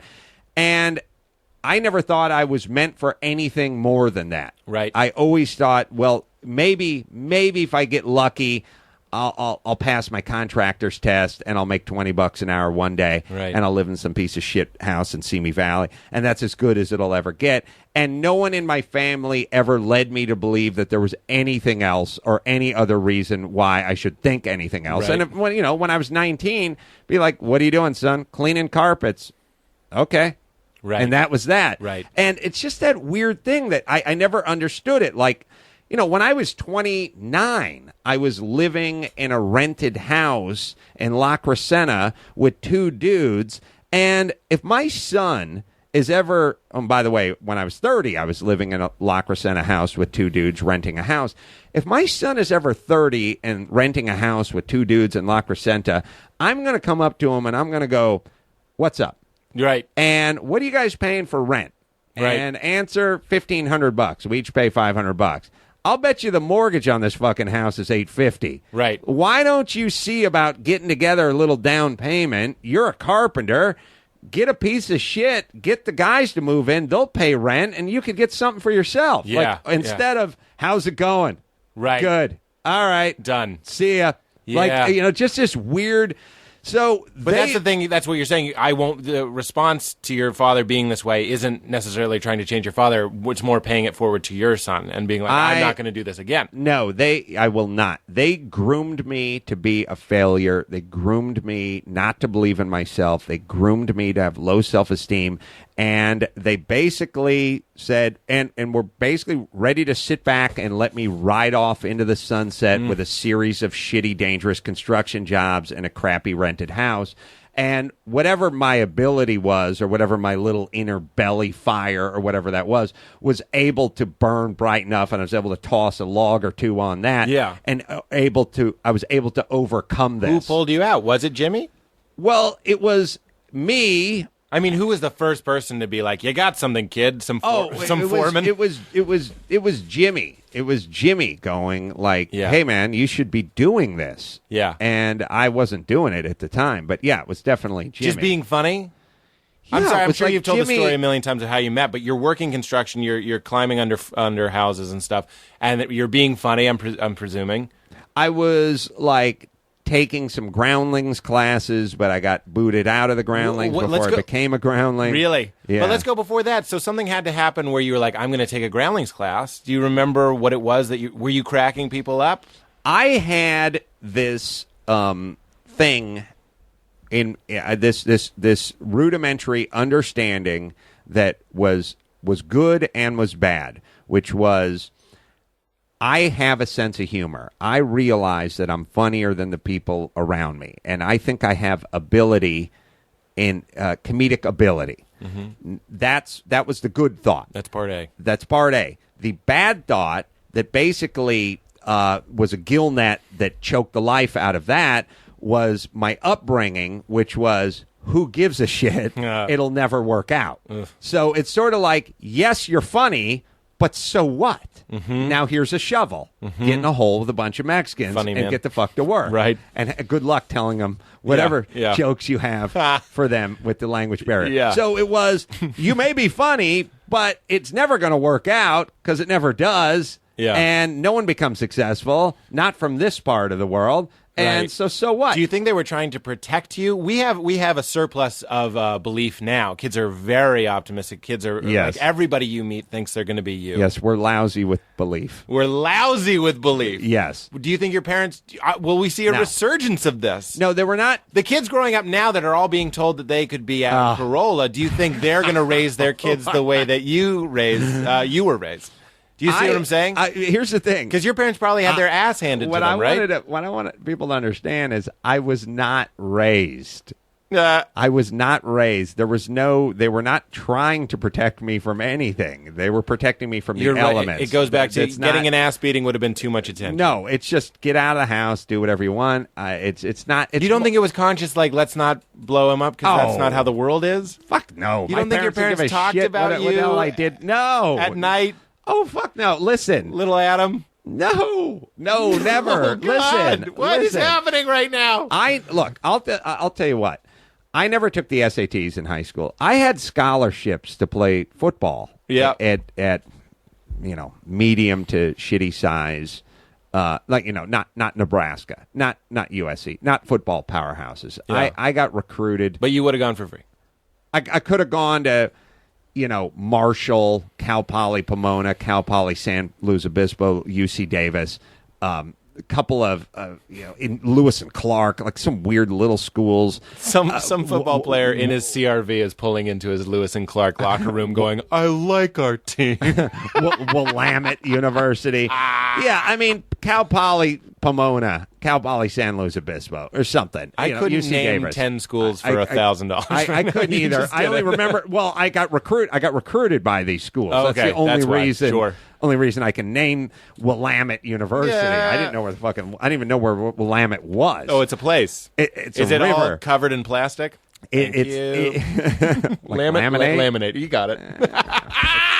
I only got it because I've done a lot of laminate work. Done a lot of Formica work. It was a C+. It was a C+. Let's see. So the thing is this. C? Well, let's not push with the plus. Now there was no thoughts of anything. There was but there was no one never thought about them either. Right. But there was no thought we got to hold them down or we got to build them up. The thought was just no thought. You know what this? I'm sorry I say this a million times on the show, but the Chinese proverb of heaven and hell. Hell is everyone has pool cues for chopsticks and they're trying to feed themselves and they can't, so they're starving. And heaven is the same room, pool sticks for chopsticks, and they're feeding each other, and that's heaven. It sounds like your house was kind of like hell in the sense that no one's feeding each other, no one's paying attention to anyone else, and it's all just like, just try and get your own food in your bowl. And you, Adam Carolla, put the sticks down and said, I'm going to eat with my hands. Yes. I said, and by the way, not top ramen, little rich for our blood. We went with the bottom ramen. The 2 cent a pack. Yeah, we went top ramen. It's got the word top in it. Is there medium or bottom ramen? Your grandmother comes in and goes, Bon Jovi makes his own ramen. That's right. Oh, Grandma. Yeah. Oh, I fucking love Jovi, man. Yeah. Yeah. So no, I wasn't being set up for anything, and I wasn't being I wasn't being held back or protected from anything. There was no thoughts of anything. I went to high school. I got a bunch of letters recruiting me to play college. I didn't know what to do with those letters. I didn't know how to fill those things out. I never took the SATs. I never took algebra. I got out of high school. I cleaned carpets, and then I moved out. Wow. That was it. But I read somewhere that you've said that sports kind of saved you from all that. Did sports give you that sense of like, oh, I can accomplish something? The way that you love fixing a car problem was sports like, I can fix a sports problem. I can score a goal unit. I'll tell you what sports did. Sports made me tough. And toughness and tenacity is something that you should hope your child has versus, a gift for music or math equations. Uh-huh. You want a kid that's fucking tough. Interesting. You want Why? a kid Tell that's me not why. a pussy. Because life doesn't Hard. work out. Yeah. It's a little bit hard. If you want to get anywhere in life, you have to overcome a lot of shit. Yeah. And if you're busy crying or pointing fingers, I mean, if your excuse is, why'd you get a D in English because the teacher doesn't like me, instead of turning it on in man. yourself, let me tell you what sports is. There is no externalization. Your coach gets hold of you and goes, you fucked up. You missed that block. Fucking if A, you man. miss that fucking block again, you'll be sitting on the fucking bench. Yeah. And here's what there isn't. Here's what does not exist in football. Well, hold on. Let me tell you my side of the story. Right. I was told that we were running a draw, so I'm not supposed to pick up. It's like you get one syllable into that shit, and that guy grabs your face mask and goes, "Now you're on the fucking bench. Yeah. And you're running laps." Yeah. And we know what else they would do in football. Here's what they would do in football. And this is what they need to do. And, everyone says this. Well, what if you get injured? What if somebody gets injured? And I go, listen, dislocated finger, that lasts 2 weeks. Being a pussy, that's a lifetime sentence. I'm not a puss. I'm not. That's the whole thing. Can you So bring I'm it back tough. to victimization? That's something that I'm really interested in. I'm not. I never take a sick day. Yeah. I never give myself that. Like, I'm not one of these guys that fucking. I'm not G. Gordon Liddy, like sitting in a prison cell cutting on myself or anything. Right. I just go, look, you can do a lot or you can do nothing. I've seen it in my own family. I've seen a bunch of smart people just wither away and do nothing. Welfare, food stamps, nothing. Just have their fucking knees cut off and have the government just send them a check, send them some food stamps, and tell them just to stay home and fucking rot. Yeah. And I've seen it, and I've seen people do amazing things. Right. We've all seen it. We've seen the guy with no fucking legs climb Mount Everest, and we've seen the guy who's perfectly able-bodied fucking sit on his sofa and wait for the next government check. Right. You don't know what you're capable of. Right. And it's within all of us. Now, greatness isn't within all of us, but toughness is. Fucking And brilliant. we need to ask that from people. Yeah. We need to tell people, are you fucking hurt or are you injured? Like, It's so are you interesting. sick or are you so sick you can't get your ass up and go to work? The type of social intelligence that doesn't victimize, the idea that, like, let's say I'm trying to think of an example that isn't from my real life that people would be able to decipher. If I'm trying to find a barber, right, to come to my house and cut my hair. Sure. Stupid example. Right. And I call one guy and he can't do it. He says he can't do it. It's dangerous if you go like, well, it's something about my voice. He doesn't like me. People aren't going to come to my house because of my neighborhood or whatever. You know what I mean? Right. Instead of being like, oh, that guy's a fucking dummy. I'm going to go to the next guy or whatever. Victimization is a terrible cancer. That's what invigorated me about what you're saying. The idea that sports is like, no, it's black and white. You fucked up. Get to the bench instead of being like, oh, it's because it's not fair. The Right. ball doesn't. My hands. You know what it is. You know what they would do? I love this one, and they would never do it again today. They would line up. They take the whole team, and they'd go, look, we're going to go hit the sled. And the sled was like the blocking sled, and it had like 7 places, pads for everyone to hit. These are the things you run into. Yes. You I didn't see a sled? I didn't know it was called a sled. Wow. So, A lot of judgment in that. Wow. and this barber boyfriend of yours, his name is So there's somebody that has a bit. I don't know who it is, but there's nothing manlier than fucking another man. It's the funniest thing I've ever heard. Yeah. He was like, "Oh, you fuck a woman? It Right. smells like flowers and dainty. I You fuck fucked her. dudes." I fuck a dude who could kill me." Yeah. like I thought that was so great. there is I an wish I knew argument who for that bit was. I'm sorry, I can't reference them, but I love it. Anyway, go on. they line up the whole team in front of the blocking sled. You guys can Google image it. And Now you're assuming my listeners also are like me. They probably know. I'm assuming. And they They look like Tetris pieces, but cushy. the coach stands on the sled. You know, he'll blow a whistle, you'll fire out, you'll drive it. You know, just drive. Come on, you'll be pushing this guy along the grass for, 20 yards, and then he blows a whistle. You stop, and the next guy in line gets up and he blows a whistle again. Now, when I used to play, he'd hold the ball out, and he'd say, look, this is the ball, and you guys all get in your stance. You're on defense.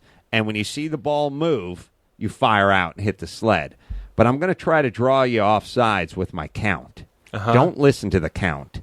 Keep your eye on the ball, because you're going to be playing on the line, and the quarterback's going to be yelling, hut, hut, but you don't want to be offsides. You wait for that ball to be snapped. Right. So he'd just sit there and hold that ball out. Is that what all the hut business That's is? all the hut is. And every once in a while, Just hut already. he'd yell, "Hut!" and some guy would fire out and hit the thing without moving the ball. And then he'd say, "Now you can all go on a lap, and you can thank Higginstaller because he didn't watch. Yeah. He didn't. He jeopardized the whole team. He just cost the team 5 yards. Now everyone run a lap. Everybody, not Higginstaller, everybody. Yeah. And I've had it happen before where he said, everybody's going to run a lap except for Higginstaller. Higginstaller, you can sit around and think about how much you just jeopardized the rest of the that's team. worse. That's much Even worse. fucking worse. And everyone's just fucking running like fucking Higginstaller. Fucking Higginstaller. And now everyone looks at that as abuse. Yeah. But really, guess who learned not to fucking jump off sides again? Higginstaller. You're goddamn right.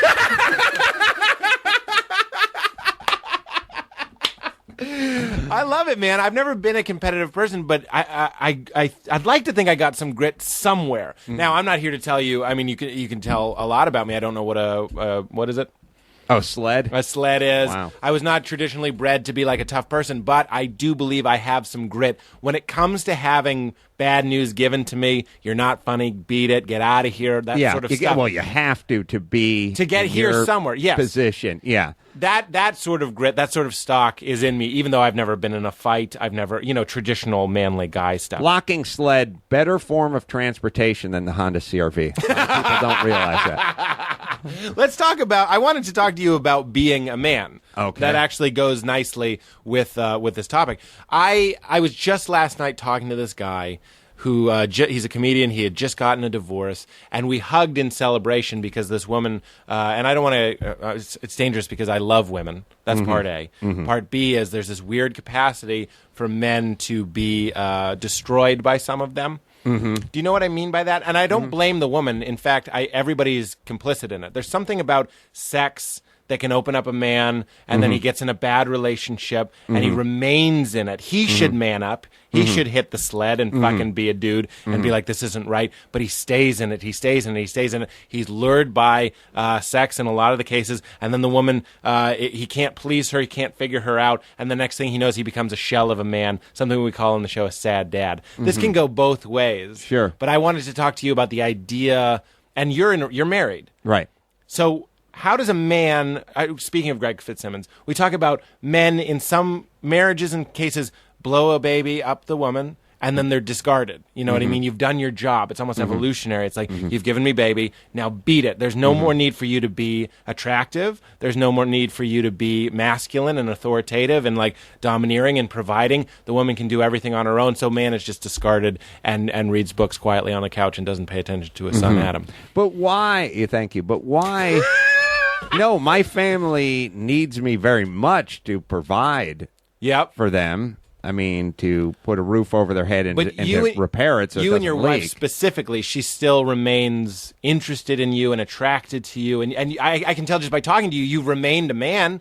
You have opinions and stuff. Sure. You must upset her or you disagree. Or I'm just talking about like I do. shrinking. I have. Here's the I'm having a hard time articulating this. All right. I had a funny conversation with Yes, my wife please. once because it was actually a funny thing. Mark McGrath from Sugar Ray said to me a few years ago, he pulled me aside. We were standing around at Kimmel's house. You know, he donated $50 to charity once. Love that guy.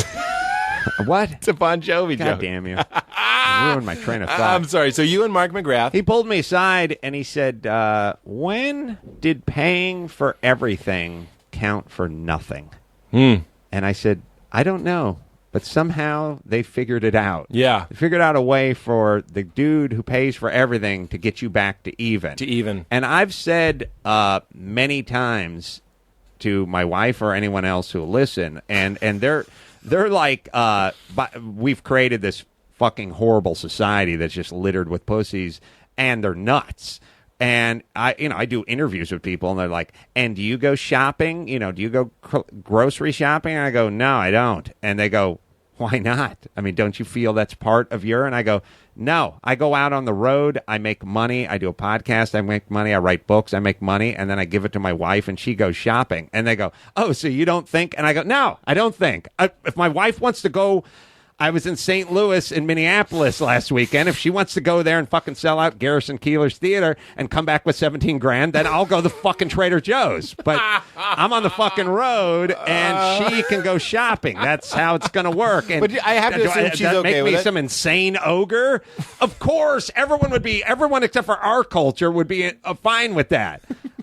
You go to any fucking culture on the planet and go, have your husband make a shitload of money, lease you an Audi, get you a big fucking house in the hills, pay for everything, and here's what you got to do. You got to pay the nanny, pay the maid, and occasionally go to Trader Joe's. Do you think every woman on the fucking planet wouldn't dive on that? Of course they would. We're the only society that's fashioned in this way, and I can tell you something. I'm not going for it. I fucking go out and bust my ass, and guess what? It counts for something. Yeah. I agree with that, and I think there are a lot of women that do. Your wife has to think. Your wife has to think like you do, and she's like, that counts for something. It's in between, but I mean, like you get a lot of the kids are having a cupcake party at noon on Tuesday. Can you go over to their preschool? Right. And it's like, well, no, I work. The problem is, though, Adam, is that type of love currency, the love of giving and providing, doesn't really excite people. I know it is. It's not provocative, but I actually agree. I agree. I had parents that paid for everything for me, and that got old by age 8. Look, it was like I'd like that a lot, Dad, but I'd rather you throw the ball. Well, you can do. Listen, I'm not one of those dads that's like, I got to hold it back so my son or my daughter looks at me as the dude. I have dance parties with them. Now we're in the juice. I love it. We're listening to Lady Gaga, and we're listening to Fergalicious. Yeah. And we're dancing our asses off. I wrestle the shit out of them. I have to say that I come from just a ton of depression. Yeah. My family was wildly depressed. Yeah. And I remember as a child, I was utterly devastated and just constantly bummed out by how depressed my mom was and how depressed my dad was, and how, there's an element of people going, oh, did you blame yourself for their depression? Not really. It's just they were bummed out all the time, and that sucked for me. Yeah. I never saw my mom laugh. I never saw her smile. I never saw her have a good moment. I'm picturing your childhood isn't black and white in my mind. They did not have teams they cheered for. I never saw my mom dance. I never saw her just go, fuck yeah, and jump up when someone scored a touchdown or anything. She was bummed out her entire life. If you talk to my mom, it's funny. There's little indicators. Like if I say to my mom, if I call her up and I go, how you doing, Mom? She goes, I'm doing okay. Like she never says good. She does not in her vocabulary. She cannot enjoy. She cannot do anything. And they're both the two least physical people I've ever met in my life. Mm-hmm. They don't hug. I never wrestled with my dad. We never hug. Everything's weird. So I wanted to first and foremost be physical with my kids. Like I wrestle with my kids. Yeah. And the other thing I wanted to let them know, and this is, we talk about all the time in this society, we never stop talking about have your kid belted into a properly, safety seat. It's all fucking talk about safety seats and seat belts and clicked in and secondhand smoke. Let me tell you something. Secondhand smoke, fucking who gives a shit about secondhand smoke? You know what the PSA should be about? Don't bum out your kids. Fucking have a dance party once a week with your kids. Yeah. Hug them. Wrestle them with them. Yeah. Be silly in front of your kids. Yeah. Be crazy. I do crazy dance parties with my kids, and they're laughing at me. While smoking. While blowing unfiltered Pall Mall cigarettes into their fucking face, No, I think you're right. That's a real illness, too. Not being silly and not being fun and not having a childish environment. I want my kids, here's what you want. There's all this thing where it's like, you want them to be able to speak a second language. It's important that they learn turn on this part of their brain, which is going to help later on when they're exposed to this and they're exposed to that. And they're all this fucking shit you want to expose them to. Half the shit is what you want to expose them to, and then the other half shit is what you don't want to expose them to, like radon or unfiltered water or secondhand smoke or inorganic eggs or whatever the fuck it is. None of that stuff means shit. They could drink from a fucking hose their whole life. They'll be fucking fine while a guy stood next to them and smoked.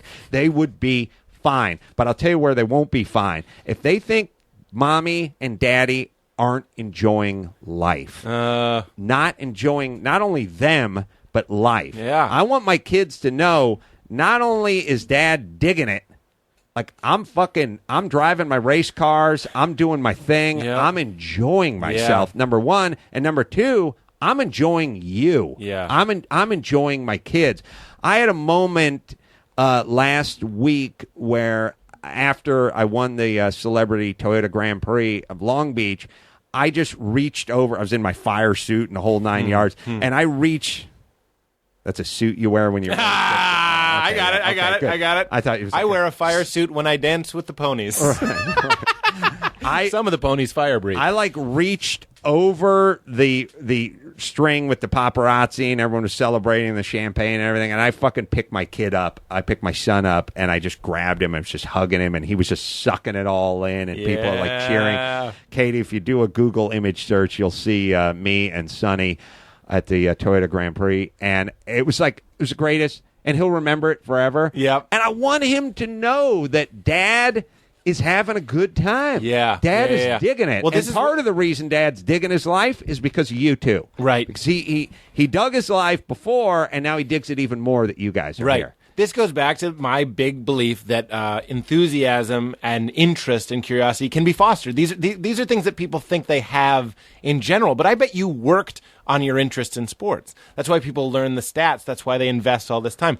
You foster it. You want to like cars. You do like cars, but you work on it and you feed it because it's good to like something. I wanted, all I wanted when I was a kid was to get the fuck out of the house and join some sort of community where I felt like I excelled and could be a part of something. And that's what team sports was for me. Football especially. Baseball, fuck around with fat kids and you don't do anything. But football was a real sport, Baseball practice was like, this is going to be fun.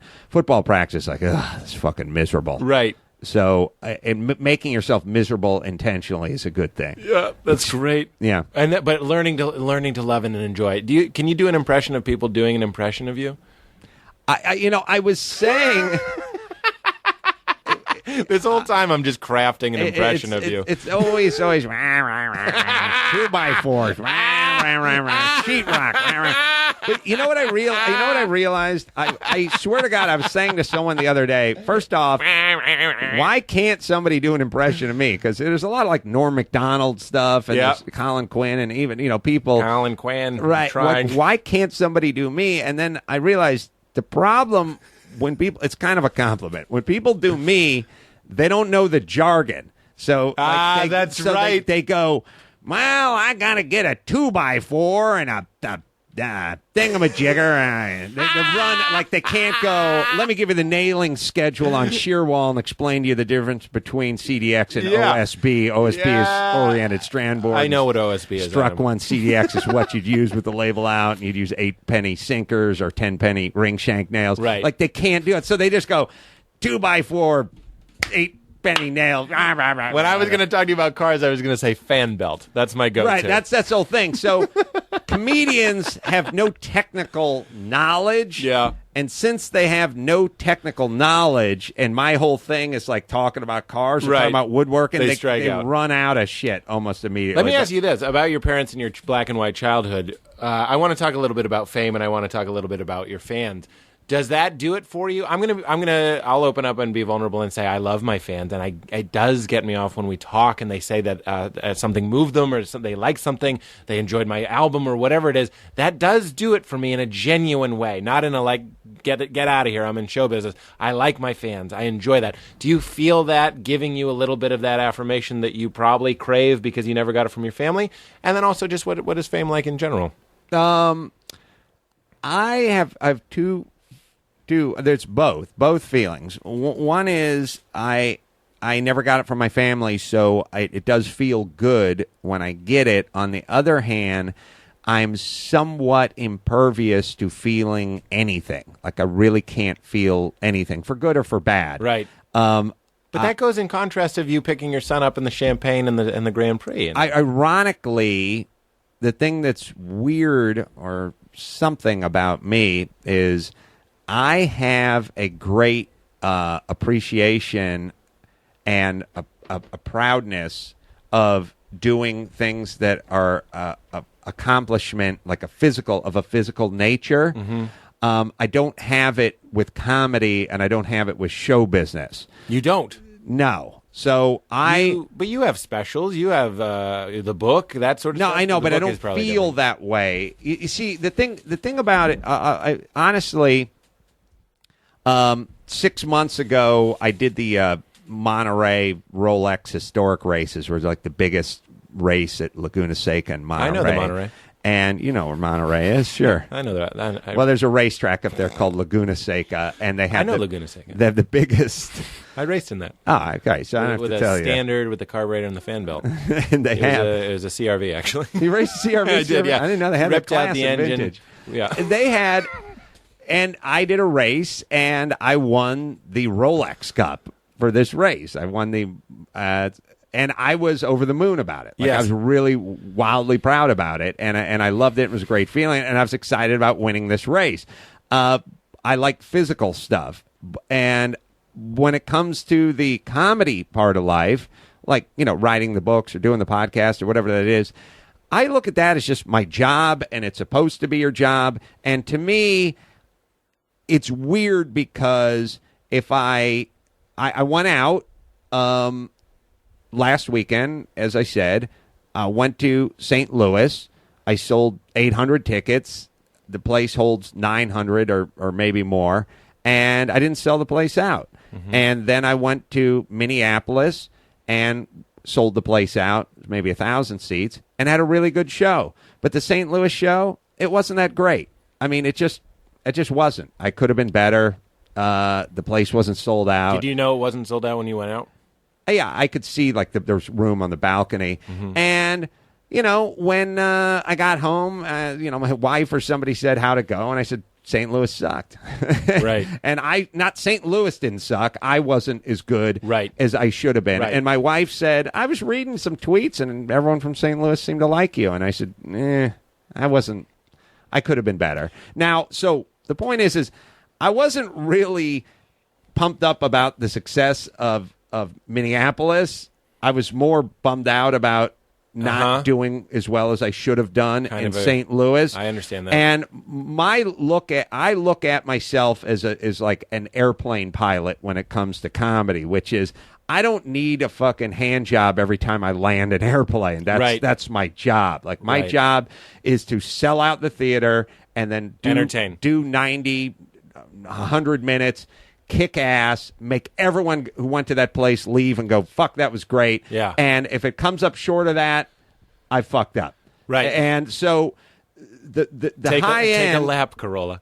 Right. The high end part of it, I'm supposed to do that. They paid $40 for a ticket. You're supposed to be good. Yeah. So I never really have the like, oh man, does this feel good? I really just have the that didn't turn out as good as you thought it as it could have. And believe me, it feels good to go out and do the Tonight Show and have people laugh and have people say that was great. Right. But I'm almost immediately over that. And when it comes to does the joy burn off quickly? You do Minneapolis, and does it burn up fast? It's gone that day, that night. I love talking about this sort of stuff. I got a bit of good news. I booked a part in a thing, and I got it, and I was like, I want to monitor how long this lasts, right? And I started driving here to this podcast, and I hit traffic, and I got really mad because I was like, of course, the day Adam Carolla is here, you know, a lot of the people that do the podcast are friends of mine. They'll understand 10, 15 minutes. I didn't want to leave you waiting. And I'm in the car, and I'm like, instantly filled with wrath and rage and just upsettedness. And then I had to keep coaching myself to be like, but the good thing started getting more and more tarnished. Well, but here's the thought I had, and I bet you agree. I'm addicted to my work. My work gives me highs that I would put against any drug. I haven't done many drugs, but I'd put it against any drug. It burns up and fills me with light and joy. I'm addicted to it, but I don't pay for my drug. My drug pays me. Right? Wow. It's fucking great. Well, listen. I'd put my life against anybody. It's great. Look, don't get me wrong. From a guy who did earthquake rehab, crawling under condemned buildings and digging footings with a coffee can. So much digging. It fucking sucks. Dirty. You have no fucking idea how shitty a life I've led and how many shitty jobs I've had. Starting with McDonald's and going to carpet cleaning, ditch digging. Look, the notion that I can, leave Burbank Airport at 3 p.m, land in Seattle at 5 p.m, go to my hotel, take a nap, watch a little TV, go to the Moore Theater, sell it out, and walk out of there with $35,000 and go on a plane the following morning, go home, I will never mistake for work. Yeah. It's not work for me. Right. It just isn't. I will never count that as work. And one of my missions in life is not to get bitchy about show business. Right. Right. I did Fitzsimmons' podcast last night, and then I did my podcast last night, and then my assistant said, "Oh, you got Pete's podcast to do tomorrow morning," and I was like, "Fine." Right. Like, I wasn't like, "Oh fuck, I'm so tired of talking." Like, it's fucking talking. It's not roofing. It's talking. I love your perspective. That's coal great. mining. Yes. It's talking. I understand that. Yeah. So, and I never want to treat it like the drudgery of having Pete ask me about my childhood. And you've seen the other side. Like you keep saying, I've had horrible jobs. And by the way, next time you're going to a gig, when you're going through the airport, look at the poor sack who's checking your bag at the TSA. Yeah, look at the poor bitch behind the counter at Southwest. Look at the chick who's giving you the peanuts and the Miller Lite when you're on the plane. Right. Think any of those fucking people have it as good as you? Right. The guy's handling the bags, the guy's working in the tower, whatever. None of them. Everyone you pass, the guy picks you up in the town car. Everybody has a shitty... When you check into the hotel, the person behind the counter there... Everybody has the person that cleaned your room. Everybody has a shittier job than you if you do this. So let's keep things in perspective. Yeah. On the other hand, I don't care about this. I just want to make money doing it so I can go vintage racing. Well, people acclimate to wherever they go pretty quickly. Even though the scenario that you've just painted is a salivating sort of dream reality. Right. But then you get it, and that's where you are, and then you acclimate. Now that's normal to you. Sure. And now you want other things. You want to win races. You want to wrestle kids. Sure. Not my own. Let's be clear. You need something bigger to get the juice going. Yes, it's true, and the accomplishment breeds more accomplishment, and it makes you sort of have a zest for, completing more and doing more. And I don't know if it's my background or I don't know if I just won't let myself, but and maybe part of it is a self-preservation mode, which is I just don't think of what I do as anything, and I never really think of myself as anything. I just am a guy who enjoys certain things in life. Those things cost money, and I will go out and make that money to bring it home and continue doing what I'm doing. Right. And it's the that's the Pacino. Have you seen Glengarry Glen Ross? Yes. You know the part where he goes, bad people go to hell? I don't think so. You think that? Live that way. Then he goes, hell exists on earth?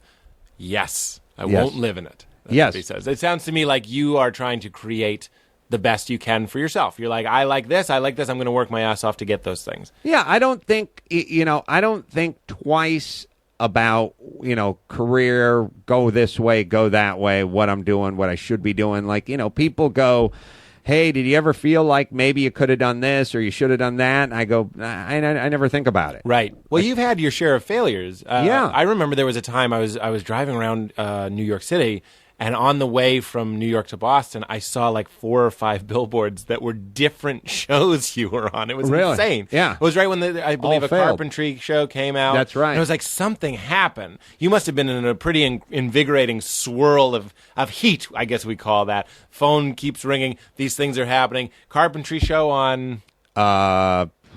Yeah. Some Discovery? History Discovery. Not even sure. I'm not sure. But, I don't remember. And then I believe this is at the same time that the Man Show was still on. All these different things. Yeah. And I was like, what the fuck is happening with Adam Carolla?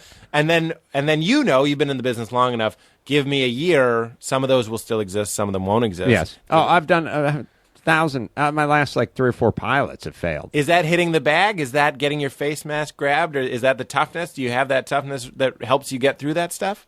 I've a couple feelings about failed pilots, Sure. which I've done a bunch of. First off, they pay you. Right. So you got paid.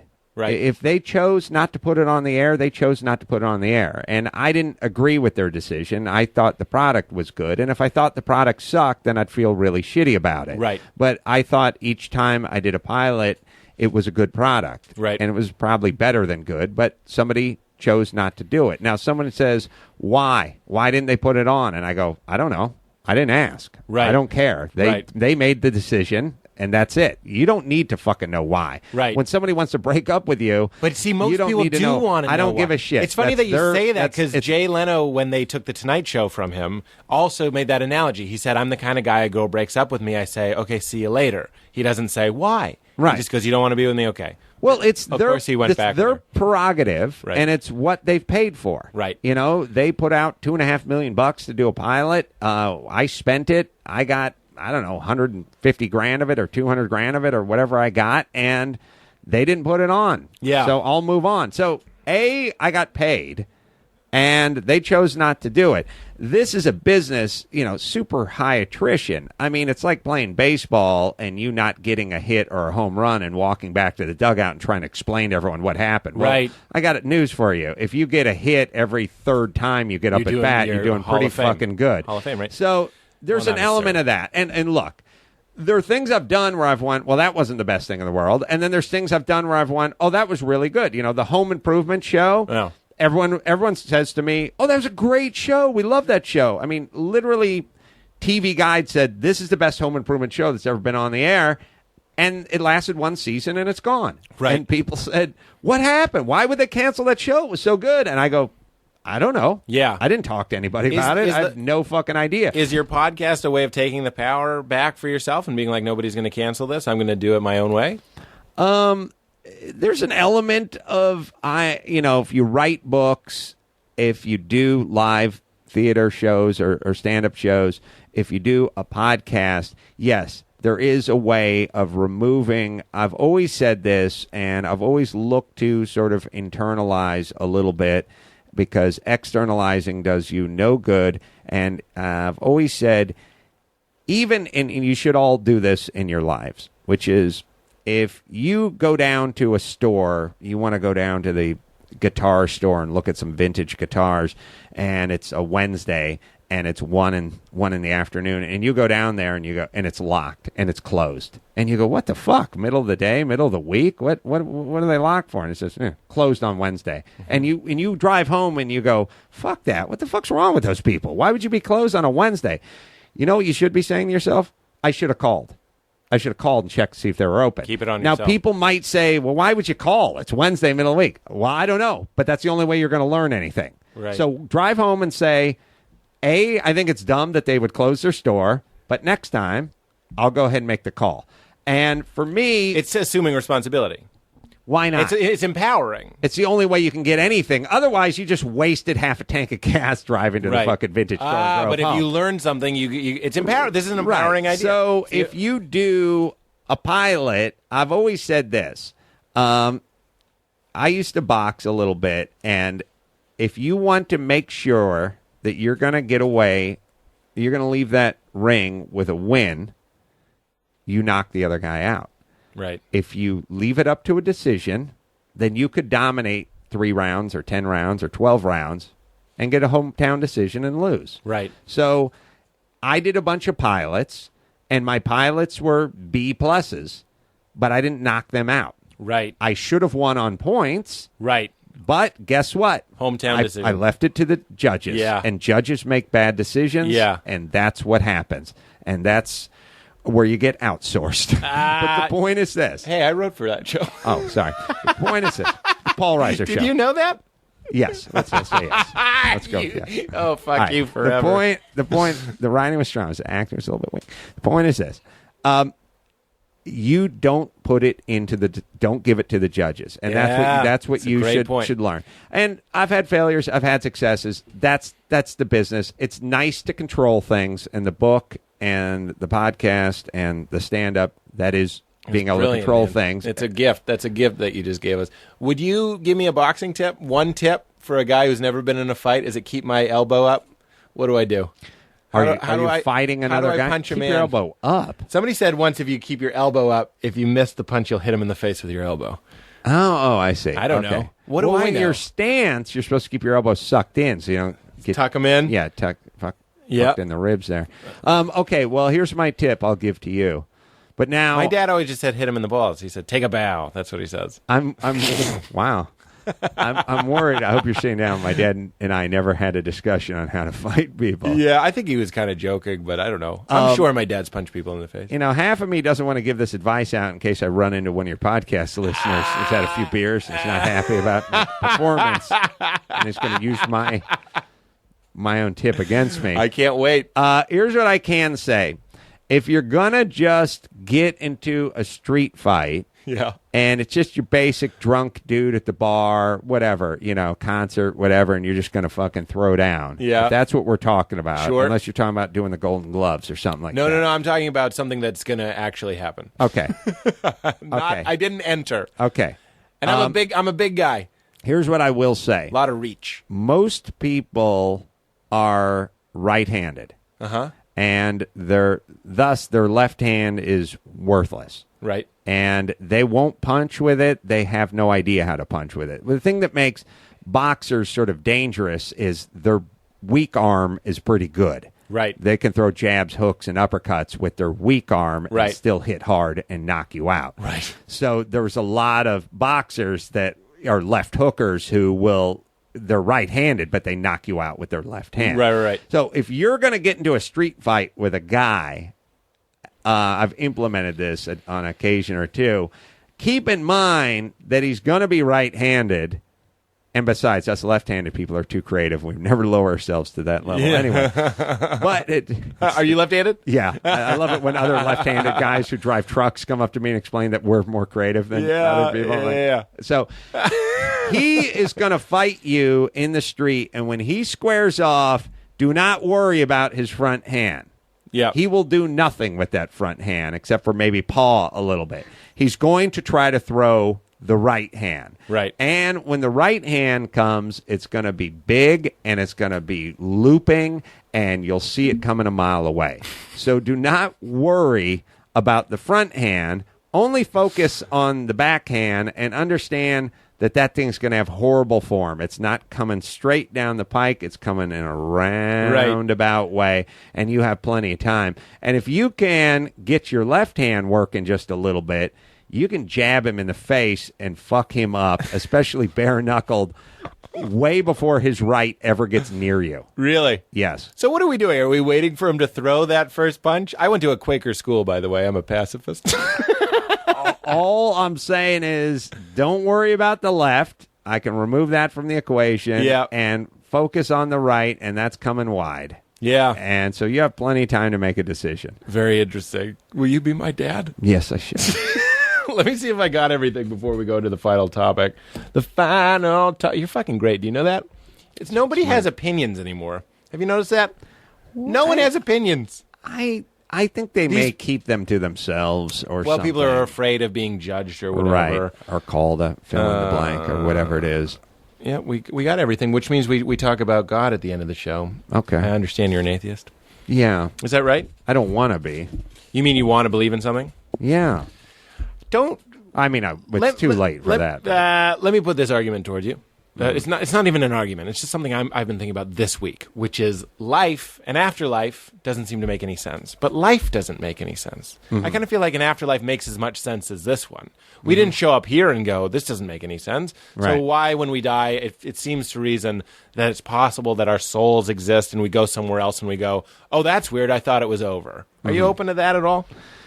My problem with the afterlife is it's born from grandiosity. It's like I hear people say, well, what do you mean? This can't just be it. And it's like, why can't it be it? Because it's that way for the cow you're consuming that's in that hamburger patty. And it's that way for your dog. It is convenient. It's convenient. It's that way for the sequoia tree, and it's that way for that whale that just beached itself. So, but is it that way for the sequoia tree? He will grow again, won't he?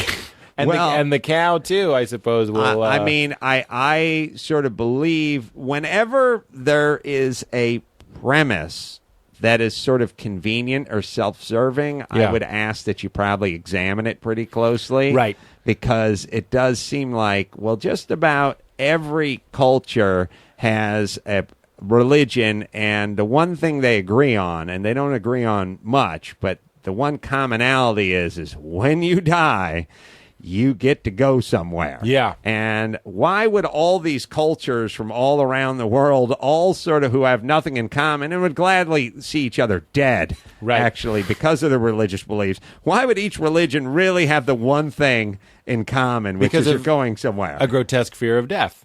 Right. Also, I was thinking about this the other day when it comes to being Muslim and like the whole 72 virgin thing. Yeah. And maybe Mormon. I'm not sure if they get virgins either, but Mormons get celestial wives depending on how many. The whole virgin thing. Yeah, I just need a little clarity as an atheist.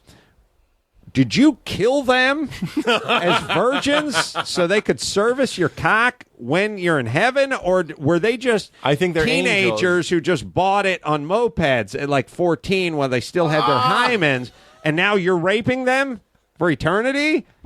What kind of, and by the way, what kind of heaven is this for them? You know what I mean? Like, what happened? I was on a Vespa when I was 13, and I got hit by an ice cream truck, and I was killed. A falafel truck. A falafel truck. So you're virgin and you're dead, right? What happened next? Some guy looked like Ron Jeremy's raping me forever. You're assuming that the virgins were people. I always assumed they were like slutty angels.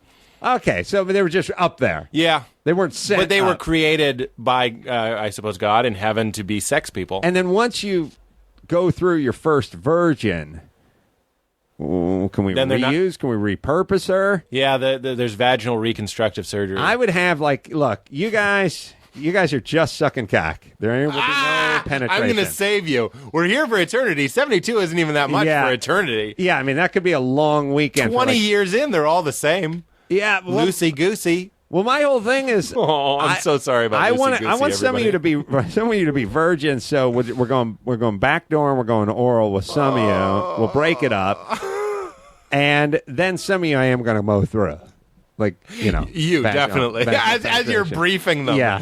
Okay, I just did something that got me here, and you're just going to be garbage to me. I'm so sorry. That's right. You, I'm going to save. You're just oral. Right. Mm-hmm. Yeah. Yeah, Hello Kitty T-shirt, come with me. I don't know. No, so I can't figure out all your names. You're right. I'm suspicious. I grew up Protestant-y, and then when I met my first Mormon, I thought it felt a little too man-made, a little manufactured, because I had to come to terms with it. I was like, most of these things not only are man-made, but they're man-made. Man-made. They have to do with the dudes, and this does seem like the kind of thing a white dude would have cooked up if he gave him a steno pad and some time. You got a bunch of dudes together, how's it work? Well, let's see. We live forever. Yeah. There's a bunch of hot virgins that are going to service us when we get up. What about kegerator? Anything going on? It's a lot of dude. It's very conveniently dude oriented and human oriented. Yes. And it doesn't feel spiritual. That's the part. Part that makes me a little bit suspicious is that we're all going somewhere and it's going to be better. I think you should be suspicious, but let's break it down to the most basic thing that you might not even want to believe in, but thinking about the idea of a soul, some sort of identity. I don't have any of that, but I'll tell you what I do believe. I believe your soul and your spirit is what you leave behind in the hearts and the minds and the eyes and ears of others. Yep. And if your children or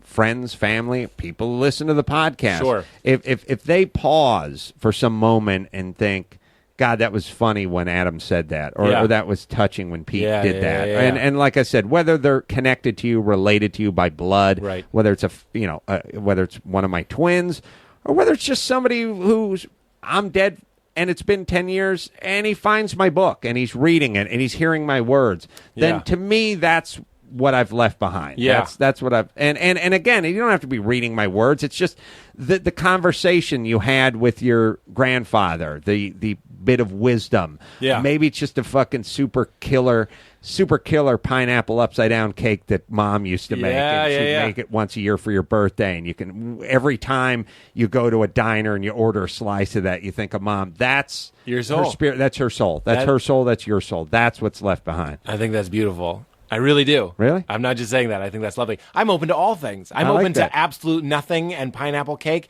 And if you were sitting here being like, look, man, on the way over, I was thinking about my mom, and then the song played, and I know my mom sent that song from heaven to me. I'd be like, really? Yeah. I'm on both. I'm all green lights. It's good. Let's see where we go if we only hit green lights. Yeah. But you just took us to a great place. Thanks. How was that good for time? 2 hours? Jesus, fuck. You're a fucking pro, man. I do want to say this on the record, on the mic, talking about people who don't have opinions and stuff. The fact that you're just a fucking jukebox for anecdotes and stories and jokes and bits and opinions that I could just sit here and just go like, don't worry, Adam, I'll have something about whatever I said. It's a treat, and I'm really glad you did it, man. Thanks, Pete. You're very, very good at this. Would you? We end every episode by saying keep it crispy. That's up to you if you want to say keep it crispy. Keep it crispy. That's up to you if you want to say keep it crispy. What? I don't... What? You did a great job. Keep it crisp. I can't do you. Come on. I can't do you that one. Thanks, man.